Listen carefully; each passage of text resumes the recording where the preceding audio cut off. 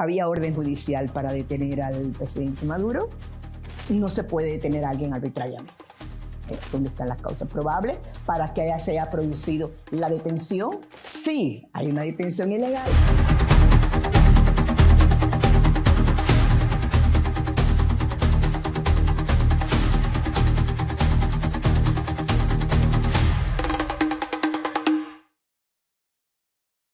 En este caso que nosotros podemos hablar de lo sucedido hace unos días con el presidente Nicolás Maduro y la intervención que hizo de forma militar el gobierno de los Estados Unidos. Bueno, yo me voy a referir un poquito en contexto al tema penal, lo que significaría un juicio que, bueno, en definitiva fue la encomienda, se lo llevan el 3 en la noche y el lunes lo llevan ante un juez en el circuito de Nueva York para iniciar eso que se llama en el sistema norteamericano la presentación para cargos. Yo quiero hablar en esa mirada penal. Quiero hablar de que aquí la primera cosa que tenemos que invocar es un término del sistema jurídico angloamericano, que es el término del debido proceso. Todo lo que ustedes realizan en el sistema jurídico angloamericano está sustentado sobre el debido proceso. Un término que fue acuñado ya por el año 215, cuando Juan sin tierra, pero que la Constitución de los Estados Unidos, en su enmienda 5ª y 14ª, ha establecido como un pilar del sistema jurídico penal norteamericano. ¿Qué es el debido proceso? El debido proceso es un conjunto de reglas, un paquete legislativo, principios, normas que tratan de amparar al ciudadano frente al ejercicio arbitrario del Estado. Y esa es la primera premisa. Sí existen un conjunto de principios que no deben violarse nunca para hacer una presentación de un ciudadano frente al Estado en ocasión de haberse cometido algún hecho que presuntamente sea delictivo, hay que cumplirlo. El propio sistema angloamericano, el propio sistema de los Estados Unidos ha mantenido siempre la idea de que eso es esencial. ¿Qué parámetros, qué principios protegen ese debido proceso? Bueno, por supuesto, un principio de defensa de los derechos humanos de las personas, que tiene un derecho a protegerse frente a alguna actuación del Estado en materia penal. Sobre todo porque nosotros todos sabemos que cuando se asiste al derecho penal, se está asistiendo a la rama más dura que tiene el derecho. Asistir al derecho penal no es a lo civil, no es a lo más duro, y por lo tanto usted siempre se está enfrentando a una posibilidad de tener un encierro que no es otra cosa que una privación de libertad. Y todos sabemos que después de la vida, el bien jurídico más importante que tiene cualquier ser humano es la vida. Y por lo tanto hay que prever un circuito, un escudo protector frente a eso. Ese es el parámetro general, y por ahí es por donde yo quiero un poquito hacer algunas observaciones para un público cualquiera que requiera escuchar o enterarse un poquito más de lo que nosotros consideramos que ahí están siendo algunas vulneraciones justamente de ese debido proceso. Bueno, el debido proceso tiene una primera idea. La persona tiene que ser notificada, la persona tiene que conocer de qué es lo que se le imputa, cuáles son los cargos que hay en su contra. Esos cargos que se le van a mencionar son los primeros que tiene que tener claro. ¿Por qué? Porque de ahí depende el sistema de defensa. ¿Cómo voy a preparar mi defensa? Pero para hacer esa notificación en casos específicos, como es el del presidente Maduro, tiene que ver inicialmente con una detención. Y ahí tenemos un punto importante. La detención, que es una institución del proceso penal, está requerida por reglas. La detención, que es el primer acto que se produce en un momento determinado cuando una persona, la autoridad policíaca, va hacia ella, requiere de algunos supuestos que están justamente referidos en la 5ª enmienda de los Estados Unidos, en su sistema. No se puede detener a alguien arbitrariamente. No se puede detener. ¿A qué se le puede llamar arbitrariamente? Arbitrariamente se llama al hecho de que para detener a alguien hay que tener una orden judicial. ¿Había orden judicial para detener al presidente Maduro? La comunidad internacional no lo conoce. Segundo, en ese proceso de detención hay una causa probable. ¿Cuál es la causa probable? ¿Dónde están los medios? ¿Dónde está la causa probable para que se haya producido la detención? ¿Dónde está? ¿Cuál es lo que se ha mostrado? Tercero, ¿existe realmente alguna necesidad objetiva de producirse la detención? Si no hay una necesidad objetiva de producirse la detención, no estaríamos frente a la necesidad de la detención. ¿Por qué? Porque no se trata, como se dice en algunos sistemas, de detener para investigar. Se trata de investigar para detener. Entonces, si usted ha investigado primero a detener, ya tiene ahí un material importante para decir, voy a detener a una persona.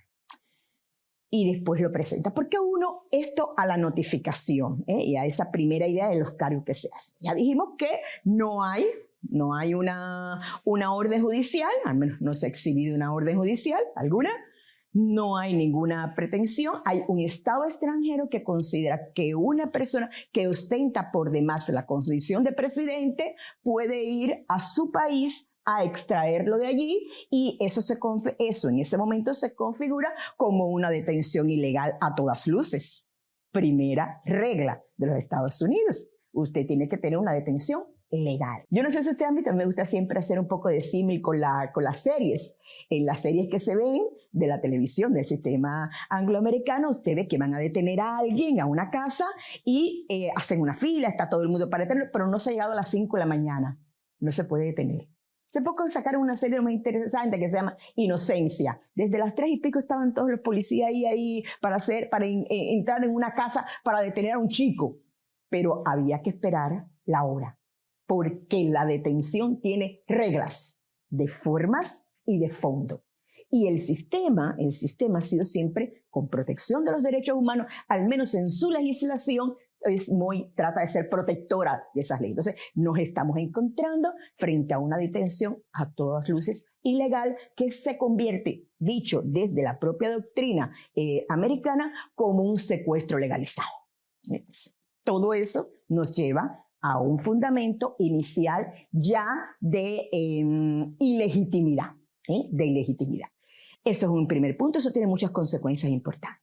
Tiene muchísimas consecuencias importantes porque a partir de ese momento empiezan a operar algunas reglas como pueden ser, bueno, reglas, cuando me estoy refiriendo a todo esto, me estoy refiriendo a reglas del sistema angloamericano, ¿verdad? Porque es donde ha sido llevado para ser juzgado, por lo tanto, si usted es juzgado allí, tiene que someterse a esas reglas. A partir de ese momento, si hay una detención ilegal, como a todas luces, evidentemente ha sido porque es un secuestro que ha sido sacado de su país para llevarlo sin órdenes necesarias, se encuentra con que ante eso viene a saltar la regla de lo que se llama en ese sistema las reglas de exclusión o el fruto del árbol envenenado.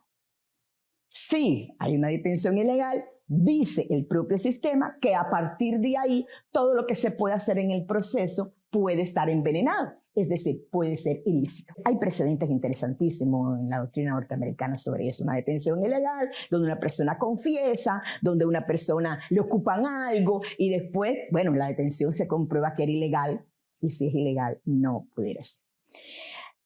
También en este supuesto de detención ilegal hay la doctrina norteamericana también señala la idea de que ante un caso como este se pudiera estar en presencia de la posibilidad de un habeas corpus. Ya claro, ahora ya hay una presencia ante el juez, ya no, pero inicialmente en este tema de la detención, porque si no se va a discutir por qué se hizo o no, se discute sencillamente si es legal o no la detención, porque el propio sistema americano dice que si la detención es ilegal, pues no opera nada más.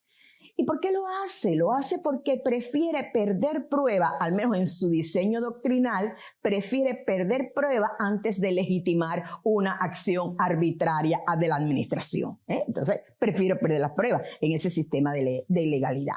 Ahí tenemos ese primer asunto, detención ilegal, convertido entonces en un secuestro legalizado. Es imposible de sostener desde el punto de vista internacional, desde el punto de vista del debido proceso y del sistema propio angloamericano. Un segundo punto es esta notificación de cargos, que está directamente relacionada con la detención, y vamos a la notificación de cargos, una notificación de cargo en la cual se está diciendo, al menos como supuesta causa probable, que existe un delito de narcotráfico, y se está considerando que ese narcotráfico es porque se decía hasta ese momento que el presidente Maduro era el cabecilla, el jefe del cártel de los soles.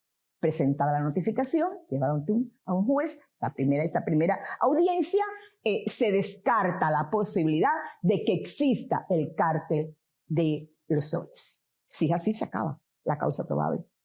Tumba la causa probable que a lo mejor daba origen a esa detención. El debido proceso no es entonces un debido proceso solo en lo procedimental, también en lo sustantivo que tiene que ver con las figuras delictivas. ¿Qué va quedando? ¿Qué va quedando en este sentido? Va quedando las armas, ocupación de armas. Ocupación de armas que tenía el presidente Maduro en su poder. ¿Será eso delito? ¿Es delito para Estados Unidos tener arma cuando en Estados Unidos es legal el hecho de que podamos comprar un arma? ¿De qué causa probable estamos hablando? Todo esto entonces hace también una fisura en el sistema jurídico penal de cara, fíjense que estamos en solo las primeras actuaciones. Estamos encontrando defectos procesales en las primeras actuaciones. Y esos defectos procesales son muy importantes sacarlos a la luz, son muy importantes combatirlos, porque son defectos procesales que pudieran dar al traste entonces con la posibilidad de un juicio justo, adecuado, un juicio por supuesto con todos los parámetros del debido proceso. Y tercero, en este tema de debido proceso procedimental, en estas primeras fases, porque por supuesto no tiene caso hablar de fases posteriores, en estas primeras fases está que ese debido proceso también habla de un tribunal o un juez imparcial, que no esté permeado por ninguna interferencia, nada. El presidente Maduro es sacado de Venezuela en esta intervención el día sábado 3 y el lunes se presenta ante una corte del circuito de Nueva York. Esta noticia fue la noticia más viral que durante ese fin de semana se pudo tener. No hay nadie en este planeta que haya dejado de conocer esa noticia. Y es una noticia que ha impactado a todos, absolutamente a todos, de una forma, de otra, unos más, unos menos, pero a todos los ha impactado. Se supone que el juez que se va a conocer de un asunto tiene que estar lo más aséptico posible, pero si estamos hablando de un juez que justamente forma parte del establishment porque es un norteamericano, bueno, está, por supuesto, teniendo en cuenta las decisiones que ha adoptado su gobierno. ¿Podemos hablar de imparcialidad? Estaría entonces un poco dudosa la imparcialidad, que es uno de los presupuestos esenciales del proceso. Entonces, fíjense que tenemos notificación para preparar la defensa, debido proceso para tener imparcialidad, pruebas limpias que sean claras desde el principio, para no investigar después de haberte detenido, sino tener algo antes para detenerse, pruebas que se fueron cayendo, al decir, creo yo, que la más contundente, la que se exhibía, es el cabecilla de los cárteles de los soles, y de momento, el día que es la audiencia, ya no hay cártel. Con todo eso, habría entonces que definir por qué continuar un proceso, por qué continuar un proceso penal, si efectivamente ya no estarían esa causa probable, porque no estamos hablando de orden judicial, ya dijimos que no había una orden judicial. Por lo tanto, la causa probable empieza a desmontarse. Se hizo la primera audiencia de notificación de cargos. Se hace la audiencia de notificación de cargos, esa audiencia es donde se descontinúa esto del cártel, se queda este tema relacionado con las armas y demás, y en las armas hemos hecho esta otra explicación. Bueno, ahora queda, porque es la base para que se pueda preparar la defensa. Ahora hay que ir a la segunda audiencia, donde ya sería presentar las evidencias, como dice el sistema, una audiencia que ya se está hablando por ahí de 20 meses más o menos para poder hacer la audiencia. 20 meses con las irregularidades de la detención, estamos asistiendo a una privación de libertad ilegal.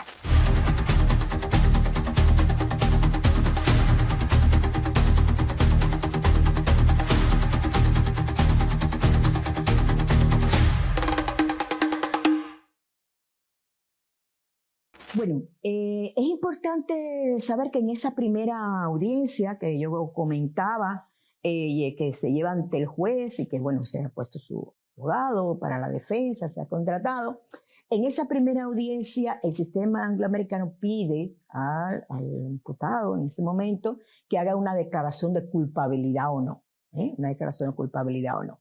En el sistema, en lo que la declaración va es soy inocente o soy culpable. Pero el sistema angloamericano tiene mucha importancia esto de la declaración de inocencia o de culpabilidad.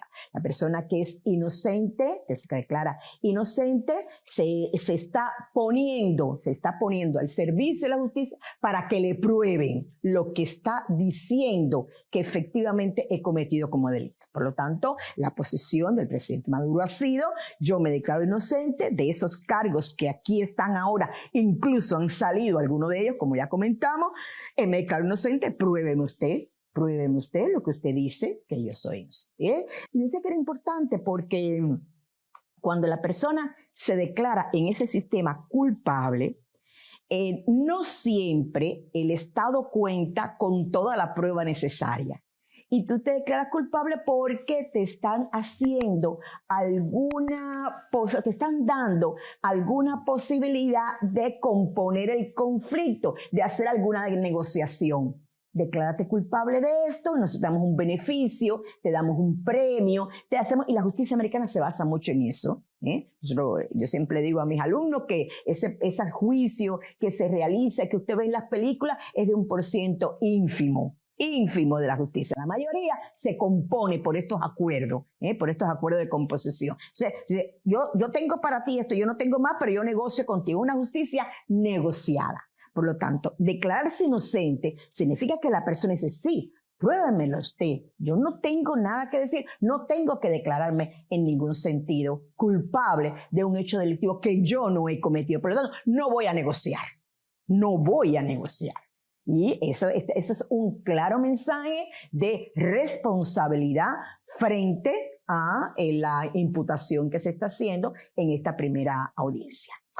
Bien, estamos asistiendo a un conflicto importante desde el punto de vista internacional, que yo no me he referido por las disímiles circunstancias que han rodeado este caso, pero desde el punto de vista penal, no estamos frente a un proceso penal que está sometido a las reglas del juego, reitero, del sistema angloamericano, y ese sistema ha procurado siempre, al menos lo ha exhibido siempre en sus enmiendas, que él tiene que estar ajustado al debido proceso. Si hay que ajustarlo al debido proceso, entonces este es un caso que deberá tener todavía un largo camino para que se pueda mostrar si hay alguna culpabilidad o no. Y nosotros consideramos que estas irregularidades que han iniciado, con las que nace el caso, es muy difícil que se pueda sostener más allá de una idea que se ha podido hacer y que el sistema no va a sostener.